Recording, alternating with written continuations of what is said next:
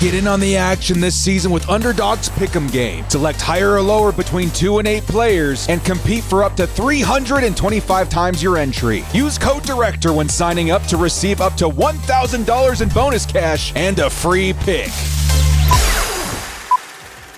Yo to Bolt fam, it's the Director. Chargers fans, it's been a good start of the season if you're a Bolts fan in 2024, right? The Jim Harbaugh era has officially begun to the tune of a 2-0 start, which we haven't seen since 2012. I'm here to tell you, though, man, that the narrative could be completely on the shoulders of what happens, though, coming up here on week 3. The Chargers about to face off against the Pittsburgh Steelers, TJ Watt more specifically, the Pittsburgh Steelers, who in my opinion are indeed a playoff contending team.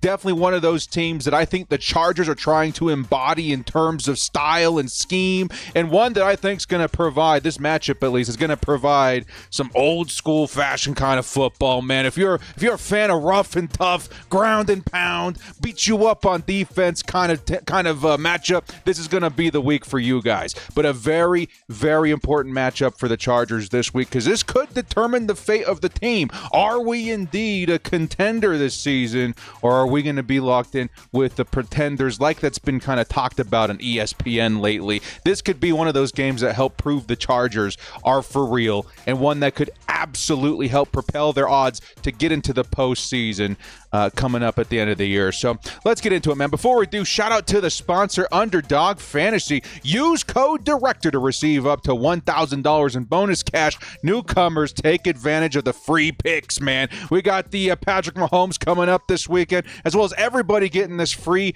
CeeDee Lamb pick. I'm going to remind you guys, if you're not playing the tokens, the little free little offers you see at the top of the screen on Underdog, you're playing Underdog wrong, man. That's pretty awesome stuff out there, one that makes it really easy to participate. Before we do kick off, hit us up with a like and sub. If you do enjoy this Chargers content, the small amount of time you guys take to hit the like, sub, and bell notification helps me out a lot. Let's get into it. Lights, camera, action. Who's got it better than us? Into the end zone, Charger fans are witnesses to history!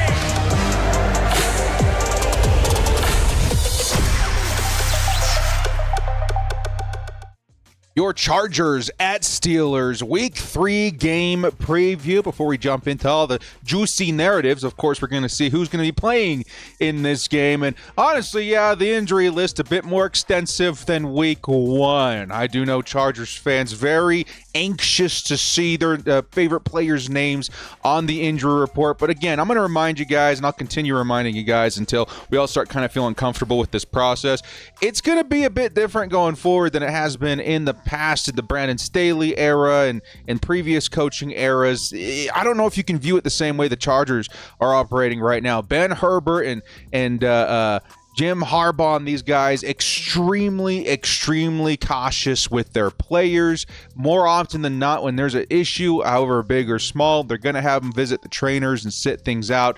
I'm seeing a lot of that this season. A good retrospect is how extensive the injury list was last week, and the Chargers did roll out with most of those players anyway. I would kind of expect the same thing throughout the season, but again, it's more food for thought. This is a different process than what we're used to as Chargers fans. We kind of have to kind of get used to it at this point. With that being said, some of the Chargers listed on this week's injury report: Joey Bosa, limited practice. He got a full in on Friday. I do expect to see him suit up. Junior Colson, however, who exited with a hamstring injury last week, is going to be out this game. That is something pretty significant, as he has been a pretty nice rookie going out there in rotation at linebacker. But honestly, the Chargers got pretty good depth at that position, so I think we'll be okay for this week. Outside of that, some of the notable names, and under the questionable column here, Bud Dupree listed as questionable. Would love to see him able to play in this matchup, as you could consider it a revenge game with his time in Pittsburgh. You got Justin Herbert, the big one, which we'll talk about a little bit more on his segment, with a questionable status. He has what is self-described, I think what he said, as a high ankle sprain, which would be really concerning because high ankle sprains can be the kind of injury that lingers for a while, or at least takes a while to get back on the field from. However, that's with a pretty severe grade. Right now, with Justin Herbert participating in practice and running around throwing the football, I have to assume, again, I'm not a doctor, okay? I got to assume it's probably a low-grade sprain, one that hopefully keeps Justin Herbert on the field long enough to reach that valuable early week 5 bye week, which a lot of us were complaining about. At this point, if it helps Justin Herbert stay on the field, I'm all about that week 5 bye all of a sudden, baby. Lastly, we got Josh Palmer, Jasir Taylor. Those will be guys to monitor. Jasir Taylor looks like he's more than likely going to suit up. Josh Palmer will have to wait and see. Not practicing all week is not a good sign. Probably going to give more opportunities to guys like, maybe Brendan Rice, maybe Quentin Johnston, Ladd McConkey. We'll have to wait and see. On the Pittsburgh side of things, no official status yet as of Friday. However, based on the limited practice and not practices, these are the guys that you probably are going to assume not going to play this week. Russell Wilson, I think we've heard, isn't going to suit up. I think a lot of us are assuming it is going to be Justin Fields at this point. Not suiting up here, Isaac Seumalo. This dude is one of the better guards in the league. I don't think he's played this season by my knowledge. Again, I'm not the director Steelers, so I'm not quite up to speed with what's going on their roster, but I don't know if he's played quite yet. I don't think that's someone we're going to expect to see this week, which is going to be a pretty important aspect to the Chargers' odds at overwhelming the Steelers with their pass rush. The Steelers are going to need all the help they can get on offensive line, so they're going to be missing Isaac this week. McCole Pruitt did not practice. Let's see. And then finally, Cam Hayward not practicing. But again, it looks like that's going to be a rest day for him. So I would expect to see that pivotal piece of the Steelers pass rush unit on the field this week. Now, with that all being said, let's jump into the first talking point of this video, and one that I kind of alluded to at the top of the video here, man. I think, is this the right graphic here? I don't know if we found it. Anyway, this is going to be called the Crossroads, okay? And this is something I think is very important that Chargers fans need to understand in terms of where the narrative is headed. Now, if you guys watched my most recent video this last, I think it was Wednesday, I talked about the Chargers being perceived as a contender or a pretender by the NFL and its fans after the week 2 2-0 finish against the Carolina Panthers. And I think a lot of people are thinking that because obviously the Panthers, who are at the very bottom of the NFL right now, are not a good team. Are the Chargers really good, or has their schedule so far just been that easy? Well, we got to remember week 1 taking down the Raiders, who, again, we're not taking for granted. At the top of the season, I was already really worried about the Christian Wilkins-Max Crosby matchup. That proved to be a pretty, high task for the Chargers offensive line last week. And it also proved to be very difficult for the Baltimore Ravens, who went down versus the Raiders in week 2 as well. So that kind of adds some credibility to that matchup with the Chargers. Either way, it's time for the Chargers to prove themselves worthy of the status that they have found themselves in as a contender in the league. Jim Harbaugh, is he for real? We know it as Chargers fans. Can they prove it to the rest of the world? The Chargers offense, is it for real? Is that run game for real? We know it. Let's see if we can prove it to the rest of the NFL. And that goes for the defense as well. This whole new shift in identity, in results. Can we prove that it's real? I think we can do that in this week, but it's more than just proving it, right? It's more than just proving it to people and shutting up, doubters and keeping the Chargers out of the pretenders category. It's more so, I think, helping determine the Chargers' fate this season. I feel like, yes, the Chargers, in my opinion, they took down the Raiders, a tougher team than people give them credit for, and they also dominated the Panthers, in which they won that game the way they were supposed to. Not just barely escaping with the win, but dominating a lesser team, okay? Now, at that point, you have to ask yourself, where are we headed?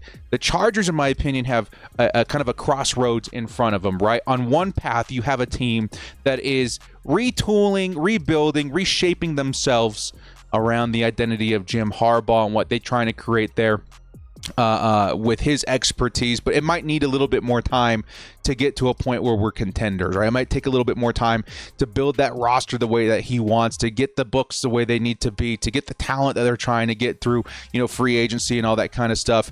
That's one road. We're not quite there yet, but we're making progress.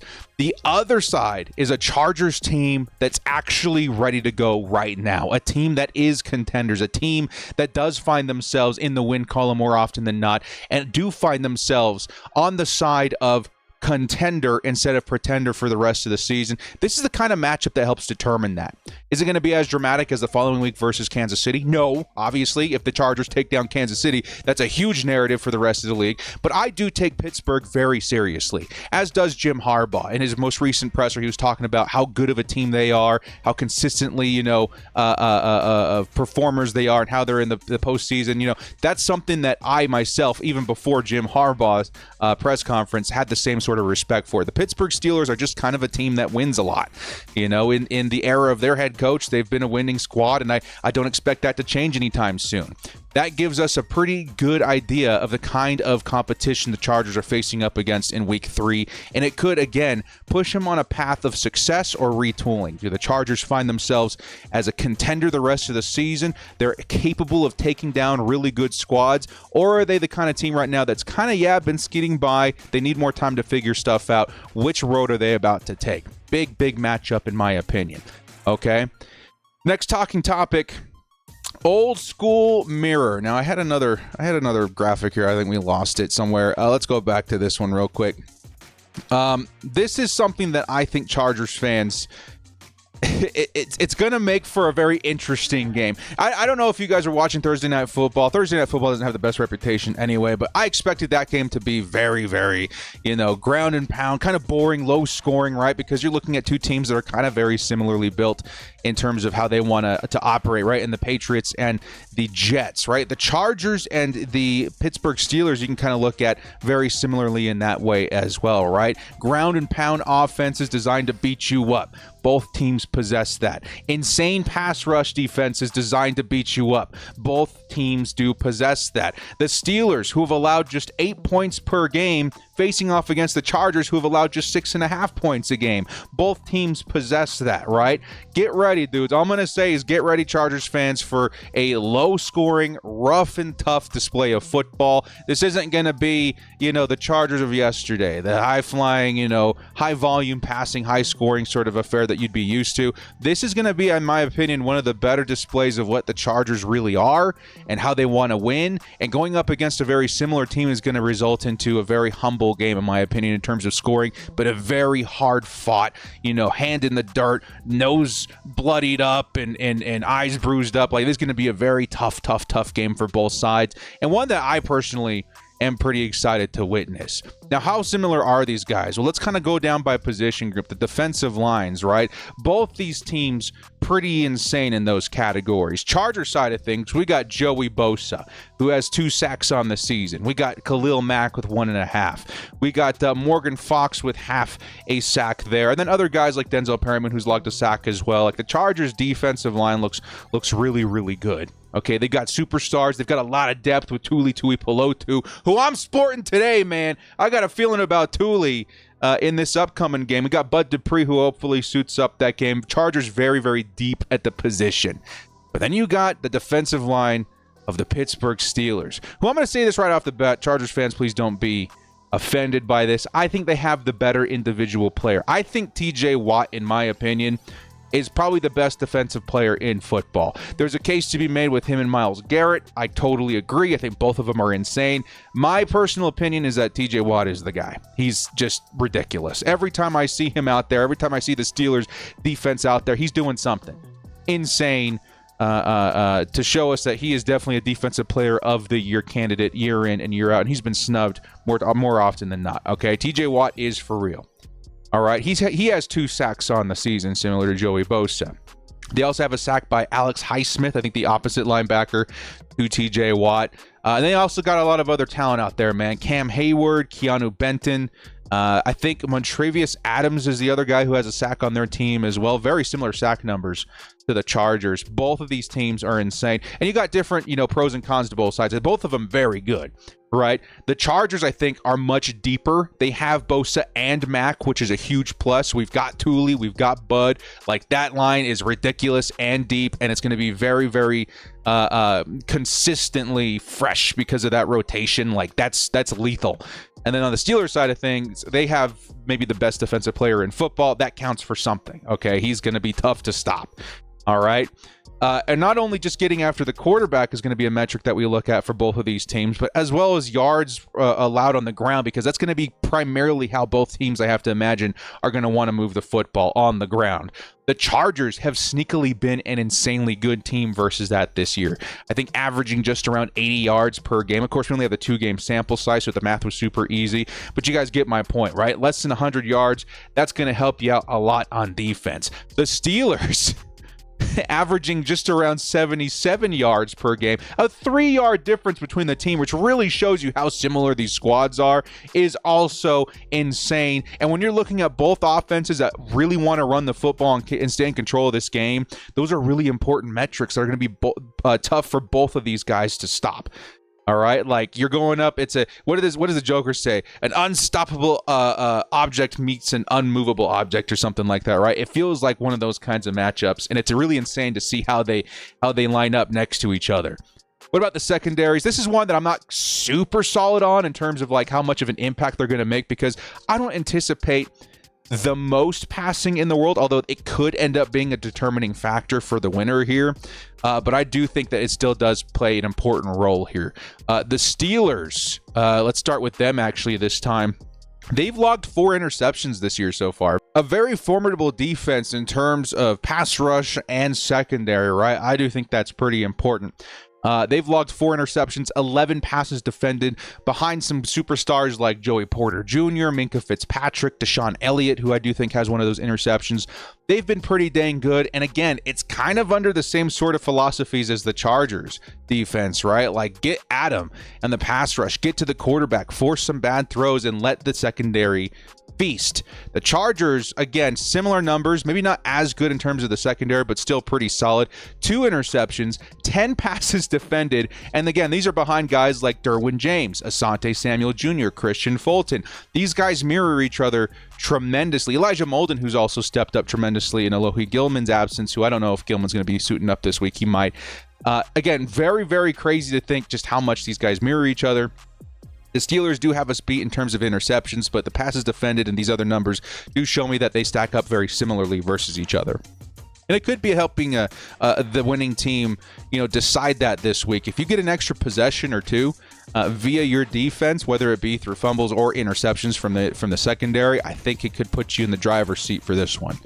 So again, not the biggest position where I'm like, how do we get these guys involved? But more so like, we need to make sure everybody's ready to go to help us out in terms of possibly getting the ball back an extra possession or two. All right. Next up, talking about the linebackers. Again, another one that kind of goes hand in hand with the secondary and maybe even the pass rush here. Linebackers are pretty good for both teams. I think the Steelers kind of have the edge here because they do have Patrick Queen, in my opinion, one of the better linebackers in football. Oh, there's that picture from before that we're looking for. They do have Patrick Queen, who, in my opinion, is one of the better linebackers in football. But the Chargers are no slouches either, man. We got Denzel Perryman, Dayan Henley, who's having himself a breakout season. You see him photographed here. And Junior Colson, who is out this week, but a really, really good rookie on the roster, which I note because the Steelers have a very similar linebacking core with Patrick Queen. They got Eladon Roberts, who I don't know how good he is, but they also have this insane rookie and Peyton Wilson, who is in there at linebacker 3 as well. So again, kind of crazy to see how these guys stack up next to each other. Next up, let's move on to the offense. We started with the defense because I think the defense is going to be a really big determining factor of this game. You're going to see a lot of it. You're going to see very little scoring, in my opinion, and that's going to be like the driving force behind both teams this week. I think Jesse Minter is going to have his hands full this week in trying to keep up defensively, and the Steelers can definitely say the same thing. But what about the offense? The offense, again, this could help be I think, a determining factor in where it tips in favor of the Chargers a little bit here again. And I know our offense hasn't been insane this year, but it sort of has. Chargers fans, again, used to a lot of high volume passing, big scores in the end zone via wide receiver, yada, yada, yada. We haven't seen a ton of that this year, but the run game has been really good, and the Chargers have been putting up a decent amount of points this season despite a new offense, right? So let's go ahead and start breaking down the offense of both teams, starting with the quarterback position. Okay, now Justin Herbert, we don't know if he's playing this week. I understand that. But at the same time, it does feel like with all the practicing that he's gotten in, it feels more likely than not at this point that he will suit up. And I kind of hope he does, because we're going to kind of need him this week. In the same breath, though, I will mention that the Chargers are built for something like this. In years past, you have an Easton Stick step in, you can almost throw that an automatic L in that column, right? It's the whole offense depends on Justin Herbert for Chargers teams of the past. This year, however, and by the way, we have a new QB2 in my opinion, Taylor Heinicke. You throw Taylor Heinicke in there at quarterback, it's built in a way where he can still thrive behind this offensive line and running game despite not having your star quarterback in there. And I do think that the Chargers, even if that were to be the narrative, knock on wood that it isn't, even if that were the narrative with Justin Herbert, I still think we stand a pretty good chance with now an upgrade at QB2 in Taylor Heinicke, as well as the offense and the way that it would operate even with a QB2. There is still a chance that Easton Stick could be quarterback too. I think that's the last I heard in terms of who would be playing and stepping in if that were the case. But I would have to imagine the Chargers are probably really thinking about Taylor Heinicke stepping in that situation too. Either way, I at this point more than likely think it is going to be Justin Herbert, and that automatically puts a huge advantage for the Chargers. Of course, Justin Herbert gives you a better chance of winning than the Steelers' Justin Fields right now, okay? And as much as everyone wants to dispute that, as much as I've heard people arguing against it, like Justin Herbert isn't playing the same this season, yada, yada, yada, it is the blatant truth, okay? Justin Herbert is still Justin Herbert.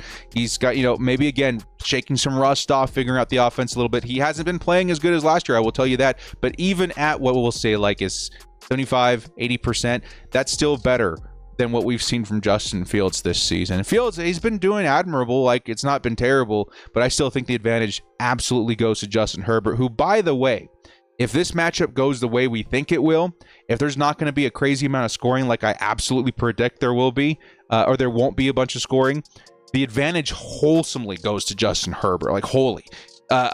Justin Herbert, one insane stat that you'll find under his name is that he is undefeated when his defense allows less than 20 points. How many times should I say? 18-0. He is 18-0 when his defense puts up. And that is awesome. And I think we are absolutely going to see a game like that this week. And Justin Herbert could help be a deciding factor here, because I think he could end up being the most important part of this game early. The Chargers are a fourth quarter team, in my opinion, right now, and they're going to need to flex that this week especially. But I think Justin Herbert and his ability to help get this team ahead early is going to really help drive that script and that narrative for the Chargers this week. Like we saw last week, he was able to find Quentin Johnston early versus the Carolina Panthers, help put us in the driver's seat in terms of the run game. We might try and do that again this week, and Justin Herbert gives you a much better chance of doing that than the Steelers with Justin Fields at this point. Now, Justin Fields, to me, again, somebody you can't take lightly. The Chargers have been struggling versus mobile quarterbacks in the past. This year, I don't know if that is so much the case. Again, we don't really know yet because we haven't really faced a guy like this yet. But I think the Chargers are way more better equipped to handle something like that in terms of preparation. Jesse Minter has really proven to be the real deal at defensive coordinator. And I find that even a Justin Fields with that skill set that's got me the most worried in terms of his mobility should be something the Chargers can handle at this point. And again, advantage Chargers heavily in this scenario when it comes to the quarterback position. Now, wide receiver, or I should say running back, running back is going to be another position where the Chargers do mirror the Pittsburgh Steelers quite a bit on here. The Chargers, who have J.K. Dobbins, he's got 266 yards on the season, 2 touchdowns and 27 carries. Absolutely amazing. To the Steelers, who have Najee Harris, who, again, he hasn't put up as good of numbers as J.K. Dobbins, but he is a very good running back for that system. 139 yards on 37 carries. it's respectable, right? J.K. Dobbins certainly has put up the better numbers and might even have the advantage for the Chargers going in this week at the running back position. But I think where you kind of even out a little bit is the backups, right? I think Gus Edwards does a lot of the dirty work for this team right now, softening up defensive lines. He's got 85 yards and 29 carries. Not the best yard per carry, but he has had a lot of contact, and he does help in that way in terms of short yardage. It's a Steelers backup running back, actually, that helps me even things out. I know he's been injured, I think. Coming back from injury, the numbers kind of reflect that. 49 yards and 11 carries. It sounds like he's more healthy now, though. And to me, Jaylen Warren's the kind of running back that could overtake RB1 duties down the road. You know what I mean? Like, I don't know. Maybe they really just go hand in hand, Najee Harris and Jaylen Warren. But Jaylen Warren's actually a really, really good running back. And to have the pair of them, it kind of helps even out. Like I was saying, TJ Watt is the better player. But the Chargers even out with good depth. It kind of feels that way at running back, where the Chargers, in my opinion, right now have the better player. But it evens out with depth because I like Jaylen Warren a lot. Okay, so running back, and again, these will be a very important position for this game. How J.K. Dobbins performs versus a really good run defense is going to be important. How Najee Harris performs against a really good run defense is going to be important. And again, the same can be said about the backups. It's going to be a hard-fought game, and I think this position is going to be at the center of it all this week. All right? Lastly, wide receiver. I should say second to lastly. The last position is probably the most important. The wide receiver. Just like quarterback and the secondary, I don't know how big of a determining factor this is going to be. For the Chargers, I really hope that it's something that we, again, see early. Because if the Bolts can, again, get ahead behind, the talents of Ladd McConkey, who we're seeing here, I think he's severely underrated. And I have a feeling about this game in particular. I think he could have himself a pretty good week. And help move the ball and convert. I think he's a kind of perfect wide receiver that you're looking for in a game like this. I think he's going to be featured a lot, but let's not forget Quentin Johnston. If Josh Palmer's unable to suit up, who do we see behind him? Is it going to be Simi Fehoko? Is it going to be a little bit of Brendan Rice? We don't know. It'll probably be Simi. I think we saw more Simi last week than anybody else. Either way, the Chargers wide receivers, not as bad as people say it is. I think you're going to see a lot more faith brought into McConkey and Quentin Johnston as the season goes on. But I do have to say the Steelers probably edge us out at the wide receiver talent right now, with George Pickens in particular. They got Van Jefferson, who's okay, but I'm going to lump in Pat Freiermuth there too as a receiver, because he's a really good talent at tight end, and I do think he's going to be someone that gets involved this week in particular. So watch out for that. But again, how big of a determining factor of a win is the wide receiver position going to be this week? I don't know. But we did have to point that out. I would say, though, the Chargers, once again, they kind of even things out, because I love Quentin Johnston this year. I really love Ladd McConkey. And even though George Pickens is better than both of them, I think the Chargers are a bit deeper. I don't know about Van Jefferson. Pat Freiermuth is pretty good, too. But we'll have to wait and see, again, behind what the quarterback talent will allow that position to thrive in, how that translates in the game. The Chargers with the better quarterback and a couple of really good receivers is probably going to be better than one good receiver and kind of a poor quarterback in terms of passing. All right. Finally, if you guys have made it this far, congratulations, because you have made it to maybe the most important part of this entire video. I think the Chargers find themselves at a pretty big advantage this game because of one position. And it's a position that only the great Jim Harbaugh could have predicted as a winning determining factor position in the NFL. That's going to be offensive line, or in this segment, we're going to call it tip of the spear. The Chargers offensive line could end up tipping this whole game in our favor for a pretty big reason. Now, for one, the Chargers O-line is absolutely insane this season. In my opinion, they're a top 5 offensive line in football. Absolutely. Currently, though, I will say they are ranked at number 7 on Pro Football Network, where we're going to grab some of the metrics here to kind of determine, how you weigh these guys against each other. Chargers offensive line, at least top 10. We'll say, number 7 is very, very good in the NFL. And I think a lot of people are waking up to the fact that we may have the best tackles, the tackle duo, in the NFL. Rashawn Slater, Joe Alt, these guys are rated among the top tackles in the league. They graded as the top 2 overall tackles last season, back-to-back. Isn't that crazy? Or last week, back-to-back. These were the top 2 guys, both on the same squad. Absolutely insane. And they've been battle-tested, right? This team effectively shut down Max Crosby And for, we don't want to say that the Panthers didn't have anybody out there. They did have Jadeveon Clowney, who we destroyed last week. Joe Alt handed him the worst grade in his 11-year NFL career. How absurd is that? The rookie Joe Alt. He's having a fantastic start to his season. And it's going to be really crazy this week to see if he can do anything again. TJ Watt is going to be one of the biggest tests all year. He may be the biggest test all year. I think we got Myles Garrett coming up too, right? Like, it's going to be a tough year for him. But so far, he's shown us that he's up to the challenge, right? If Alt has another good game versus, in my opinion, what is the best defensive player in football, watch out for the next big thing at tackle, dudes. Was it Greg Roman that was comparing him to the great Jonathan Ogden, right? Who he had the chance to coach back when in Baltimore. Like, that would be nuts. I don't know if you guys know who Jonathan Ogden is. He was a freaking apartment building on the right side of that line for Baltimore for very many years. He was huge. I think he was around the same size, like 6'8" or 6'9", giant human being. So I can see the resemblance there. Crazy to think that comparison would come out the mouth of our OC, but I understand, having worked with both of them, why you would make that comparison. That could be a reality if we see another game versus one of the best in football, maybe even ever, in TJ Watt, in a solid performance this week. Now, I'm not saying, completely shut him down like we did Jadeveon Clowney and even, Max Crosby, which was very impressive. But if we can slow him down, allow maybe just one sack and a few pressures, like, that's still a really good day versus TJ Watt. All right, so we'll wait and see how that test comes down, but it's going to be tough. It's going to be a very tough one for the rookie. But the Chargers, as a whole, you do have to look at that offensive line and say, hey, it is one of the best in football. Number 7 as ranked by Pro Football Network. It's really, really good. And the reason why this could be the deciding factor in the win of this game for the Chargers is because you take a look at the Saints side of things, it's not as pretty. Okay? The Saints offensive line is where we find a weakness in the armor. Ranking in the bottom half per, again, Pro Football Network at number 20 in the league is going to make it very difficult for them to stay ahead on this one. Who do they got? Dan Moore, Isaac Agansomalo, who I don't think is going to be suiting up this week. Zach Frazier, who's been a really good standout center. He's one of my favorites from the draft this year. They got James Daniel, Troy Fatanu, who, again, some really good rookies. They also drafted, I think, Mason McCormick, who was one of my favorite guards in the draft this year. The rookies outside of Zach Frazier, though, have just not been very ready, right?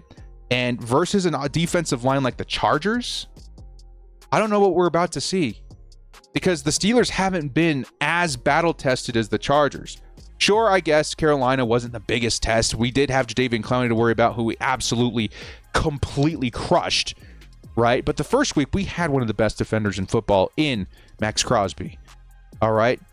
The Steelers have faced, the Falcons and the Broncos, right? So the Falcons got Matt Judon now, right, who's pretty good. Grady Jarrett, also one of the better interior defenders in the league. So I would say, yeah, not terrible that game, but they still did allow a few sacks, and in terms of competition, not terrible, but the protection isn't where you would want to see it.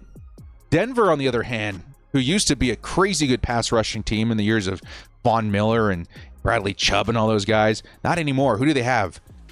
Zach Allen? What's the other guy? Jonah Ellis? I don't even know anymore, dude, and I'm a Chargers fan. We have to face this team 2 times a year. Those guys aren't bad, I guess, but they're definitely not as scary as some of the teams the Chargers have been facing. And in those games, they've allowed, I think, is it 4 or 5 sacks at this point? They've been Justin Fields has helped soften that a little bit with his mobility. I would not even say a little bit. I would say a lot, right? The Steelers offensive line, I'll say, has just not been great. They've been okay at times, but more often than not, they've been kind of bad. All right. And that is really where the Chargers tip the scales versus Pittsburgh. This position group will be the deciding factor. And it's because of what we talked about at the top of the show, right? The defenses. The defenses, I think, are going to be the driving force behind this thing. They're going to be trying to beat you up, right? Insane pass rush designed to get at you. Both teams possess it. But which team is suited to better defend against that? I think it's the Chargers by a lot. You got a great defense in Pittsburgh and a great defense in the Chargers versus a great offensive line of the Chargers and a poor offensive line of the Steelers. I mean, do the math. You know what I mean? Like, come up with your own conclusion there. It really feels like that's going to be the determining factor of this game for the Chargers. And it's one that, in the end, Jim Harbaugh's having the last laugh here, man. Could we say the same if we had Malik Nabers? Maybe a little bit, right? But if Justin Herbert's struggling a little bit, how much of a determining factor is Malik Nabers? I don't know. But the offensive line, every single down, every single game, that's going to give you a bit of an advantage. And Joe Alt is proving to be one of the best picks we've ever made at offensive line. Maybe even the best pick we've ever made at offensive line. Insanity. And that's why I think the offensive line ultimately could be the determining factor here. If the Chargers can get at Justin Fields and get good field position and get more possessions and help their time in terms of time of possession, which they've been insanely good at this season, I don't know if Pittsburgh's going to be able to keep up. Which leads me to my final segment here called the plan. Okay, the plan. What I think the Chargers are going to try and do this week is score quickly behind Justin Herbert, Ladd McConkey, like you're seeing here on the photo. I think it's going to be very similar to last week versus the Panthers, where maybe they're a little bit aggressive in terms of the passing game. You still have Justin Herbert. You got more than capable receivers. You got a great offensive line. Let's get out there and let's score quickly, because what that does in this game in particular, where it's going to be a battle of the defenses, it's going to be a battle of the rough and tough and ground game and all that kind of stuff. What that does is give you room to run the rest of the game. And whoever has room to run this week is likely in control and wins this game. I think it's very important that the Chargers get on the board quickly, early, right? Try and design something where you're getting in the end zone in the first quarter.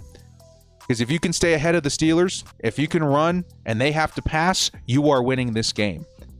And so as much as the Chargers are a running football team and as good of a defense as the Pittsburgh Steelers is, I still think the move, at least early, is to pass, get in the end zone, and then try and stay in control with your ground game, which, again, is going to be very difficult because the Steelers have an awesome defense, but I think it's something that Justin Herbert gives us the advantage in. We can do that. We can go for it in terms of trying to be aggressive in the passing game, whereas the Steelers kind of don't have that advantage as well as we do. Justin Fields, you can't ask him to do the same things that Justin Herbert does, especially with not as much time as Justin Herbert has with his offensive line providing versus what the Steelers have. You know what I mean?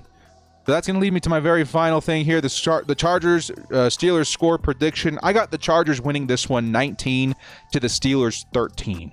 Close game, one-score game, a very low scoring, right? What do we got? 22 points total? Like, yeah, it's not going to be, high-flying, fireworks in the scoreboard, but it's going to be very hard fought, hard-earned, and one that I think really throws back to some old-school style of football, and one where, again, the defense is going to be insane, but the offensive line really could end up being the determining factor of the winner here. So it should be a lot of fun. You guys let me know in the comment section your prediction for this one. Well, guys, thank you so much for joining me. This has been The Director. If you like what you saw here, hit us up with a like and sub on your way out. We'll see you next time. And as always, a bolt up and stay frosty. Let's go out there and prove we are for real, baby.